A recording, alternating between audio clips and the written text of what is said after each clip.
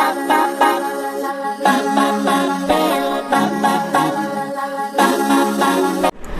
Friends, welcome back to your own channel RJ Madhura. बहुत बहुत स्वागत है दिल से आपका आपके खुद के चैनल पे। इस वक्त कोई पर्सन है जो आपकी कदर करना सीख गया है, उसको आपकी वैल्यू समझ आने लगी है, लेकिन ऐसा क्या हुआ कि वो आपकी वैल्यू करनी उसने छोड़ दी थी और आज वो आपकी वैल्यू करने लगे हैं फिर से। क्या घटा उनकी लाइफ में, क्या सिचुएशन आई उनकी लाइफ में कि उनको ये रियलाइज होने लगा कि आप जो थे जैसे थे बहुत सही थे और आपकी कदर वो करना समझ रहे हैं। Let's find out. बिल्कुल सही कार्ड आया, किंग ऑफ स्वॉर्ड्स। ऐसी रीडिंग में अगर ये कार्ड ना आए तो बात बनती नहीं है।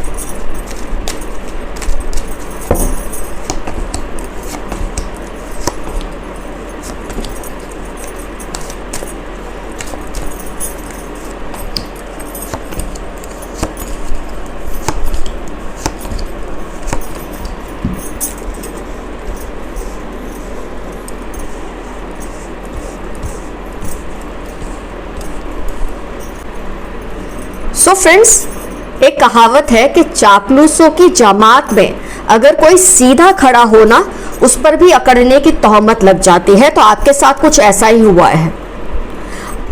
आपने अपने किसी, ये आपके स्पाउस हो सकते हैं या आपके, लेकिन मुझे ज़्यादातर केसेस में कोई बहुत ही खास रिश्तेदार या दोस्त लगते हैं, लेकिन ये फिर कोई भी हो सकते हैं, आपके एक्स, आपके स्पाउस, कोई भी। लेकिन ज़्यादा, जैसे कि मैंने कहा, क्योंकि ये जनरल रीडिंग है, तो कोई आपके फ्रेंड हो, बहुत करीब के, प्लेटोनिक फ्रेंडशिप हो सकती है, खास फ्रेंडशिप हो सकती है, कुछ भी। लेकिन आपने इस पर्सन को कुछ ऐसी बात कही है या उसे ऐसी कोई सिचुएशन से रूबरू कराया जिसको एक्सेप्ट करने की उसमें हिम्मत नहीं थी।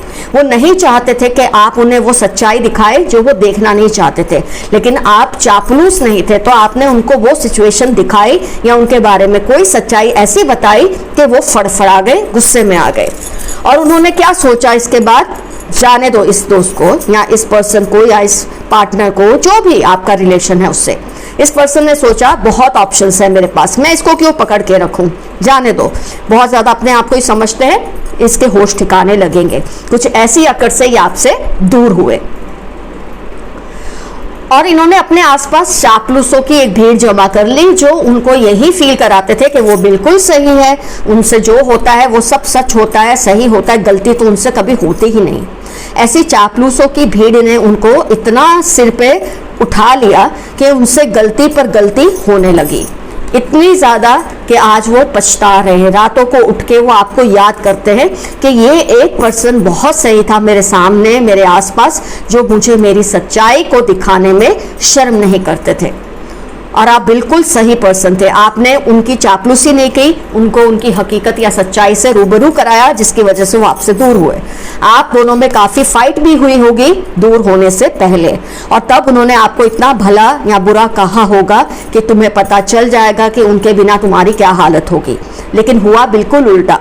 खैर, आपने तो उनको नहीं कहा होगा, लेकिन आज वो रियलाइज कर रहे हैं कि आपके बिना जो उनकी एक पोजीशन थी, जो स्टैंडिंग थी, जो सही निर्णय लेने की एक काबिलियत थी आपकी वजह से, उनमें वो अब नहीं रही। अब वो गलतियों पे गलतियां कर रहे हैं और सबसे झगड़ा मोलकर बैठ गए हैं। कुदरत ने उनको ऐसा सबक सिखाया आपसे दूर करके कि उनको ये रियलाइज होने लगा कि चापलूस नहीं, सही दोस्त होना, सही पर्सन आपके आसपास होना बहुत ज़रूरी है। उन्हें ऐसा सबक सिखाया है कि आज उनके होश ठिकाने लगे हुए हैं। 9 ऑफ स्वॉर्ड्स। बहुत ही पश्चाताप और ग्लानि उनको महसूस होती है कि क्यों आप जैसे फ्रेंड को उन्होंने, या आप जैसे पार्टनर को, आप जैसे एक्स को या स्पाउस को क्यों गलत समझा। आपको उन्होंने बहुत ही अकड़ वाला पर्सन समझकर उस वक्त शायद आपसे वो दूर हो गए, आपको छोड़ दिया, जो भी किया, लेकिन आज वो रियलाइज कर रहे हैं कि उन्होंने कितनी बड़ी गलती की है आप जैसे पर्सन को खोकर।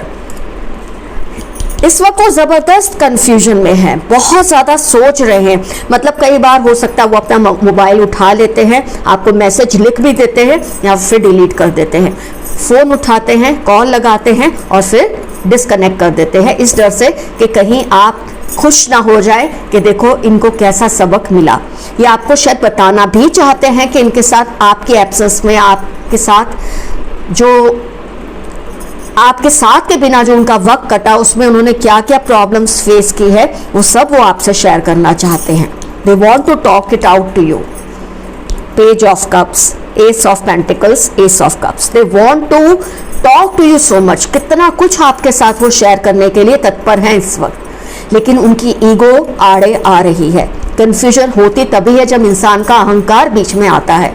सबक तो मिल गया, समझ भी गए हैं, लेकिन आपको किस मुंह से कहें कि यार तुम्हारी वैल्यू मुझे अब रियलाइज हो रही है, तुम लौट आओ मेरी लाइफ में या मुझे अपनी लाइफ में एंट्री दे दो। आप तो खैर अपनी लाइफ में आगे बढ़ गए हैं, मूव ऑन कर लिया है। आपका तो जैसा नेचर है उसमें तो आपके साथ ज़्यादातर लोगों की जो एवरेज माइंड के हैं या एवरेज IQ के हैं उनकी तो लड़ाई झगड़े होते ही रहते होंगे, क्योंकि वो आपको समझ नहीं पाते, क्योंकि आप सच और सही बात बोलते हैं, फिर जिसको जो लगना है लगे। आप ये सोचते हैं कि आपकी वजह से कम वो इंसान मिसगाइड ना हो, लेकिन इसका मतलब हर कोई सही नहीं निकाल सकता। आपसे जब ये पर्सन दूर हो जाते हैं ना, तब इनको आपकी कदर का एहसास होता है। तो इस वक्त इस इंसान को आपकी वैल्यू समझ आ रही है। वो चेरिश कर रहे हैं उन लम्हों को, उन मोमेंट्स को जो उन्होंने आपके साथ बिताए थे। उन्होंने जो ऑप्शंस को ट्राई किया है वो सब बेकार निकले, चापलूसी से भरे निकले, जो उनको और भी गर्त में डाल रहे हैं और भी बर्बादी की तरफ ले जा रहे हैं। लेकिन आपका साथ उनको बिल्कुल सही दिशा में ले जा रहा था। आपकी सच्ची बातें कड़वी होती जरूर थी, लेकिन मरहम की तरह थी। अब क्या दूसरों की चिकनी चुपड़ी मीठी बातों से उनका बुरी तरह से सत्यानाश हो रहा है, और इस वक्त उनको आपकी सबसे ज़्यादा ज़रूरत है। आपकी वैल्यू कर रहे हैं, आपकी कदर करना सीख गए हैं, लेकिन मैं फिर भी ये कहूँगी अपनी तरफ से आप कोई एक्शन ना ले। No action from your side. Ace of wands, knight of wands and 2 of wands. आपको पेज ऑफ वॉन्ड्स, आपको अपनी तरफ से कोई एक्शन नहीं लेना है। वेट कीजिए, उनको ही आने दीजिए। फ्रेंड्स, जब आप, मैंने पहले भी कई बार कहा है, जब आप किसी को उसकी माफ़ी मांगे बिना माफ़ कर देते हैं वो आपकी कदर नहीं करते। एक बार उनको आपसे बात करने दीजिए, एक बार उनको किसी भी तरह से आपको एक इशारा देने दीजिए कि वो आपको वो देंगे ही, क्योंकि मैंने कहा ना इस वक्त वो उस लेवल पे आ गए हैं कि फ़ोन हाथ में लेकर भी रख देते हैं आपको मैसेज या कॉल किए बिना, क्योंकि उनको ये कहने में बहुत घबराहट हो रही है कि तुम सही थे और मैं गलत था या मैं गलत थी। तो उनको ये चीज़ को फील करने दे और उन्हें ही पहला एक्शन लेने दे आपकी तरफ, और उसके बाद आपको जैसे ठीक लगे आप उनकी लाइफ में एंट्री ले सकते हैं या उनको अपनी लाइफ में एंट्री दे सकते हैं। लेकिन इस वक्त उनको आपकी कमी इतनी ज़्यादा महसूस हो रही है कि आप इसका अंदाज़ा लगा भी नहीं सकते। But as I told you, wait and watch. इनको और थोड़ा समझने दो कि घटिया लोगों के बीच में क्या हालत होती है। अच्छे दोस्त की, अच्छे सलाहकार की जब कोई कदर नहीं करता तो वो किस कंडीशन में जाता है। आज वो इस कंडीशन में आ गए हैं। इससे किसी को खैर खुशी नहीं होती, आपको भी नहीं होगी, किसी को भी नहीं होगी, लेकिन ये बात की खुशी ज़रूर होती कि इस इंसान को एहसास हुआ है, आपकी वैल्यू उसने समझी है। अगर ये पर्सन थर्ड पार्टी सिचुएशन में गए हैं, जैसे कि लग ही रहा है मुझे आपको छोड़कर थर्ड पार्टी सिचुएशन में गए हैं, तो वहाँ इनकी ऐसी हालत कर दी है ये थर्ड पार्टीज ने मिलकर कि उनको आपकी कमी बहुत ज़्यादा खटक रही है इस वक्त। तो फ्रेंड्स, आज की रीडिंग में मैंने आपको बताया है ये पर्सन है या आपके कुछ भी हो सकते हैं, लेकिन आप दोनों का रिश्ता जो भी था बहुत गहरा था, ये बात तो सच्ची है। कई बार ये आपकी बातों पे चले हैं, समझा है और इनको फ़ायदा भी हुआ है। लेकिन क्या होता है, धीरे धीरे इंसान के आसपास ऐसे लोग जमा हो जाते हैं जो उनको आपसे दूर करना चाहते हैं, क्योंकि आप दोनों की नज़दीकियाँ देख के इनको तकलीफ होती है। तो इन्होंने अपनी चापलूसी से आप दोनों को दूर तो कर दिया, लेकिन इस वक्त ये पर्सन आपको बहुत ज़्यादा मिस कर रहे हैं। तो फ्रेंड्स, आज की एफर्मेशन में आपको लिखना है, अगर आप लिखना चाहें कि I have no hard feelings. आपको इस पर्सन के लिए कोई गुस्सा नहीं है दिल में। I have no hard feelings for you. मेरे मन में तुम्हारे लिए कोई गुस्सा नहीं है, कोई द्वेष नहीं है। बस आपको इतना लिखना है।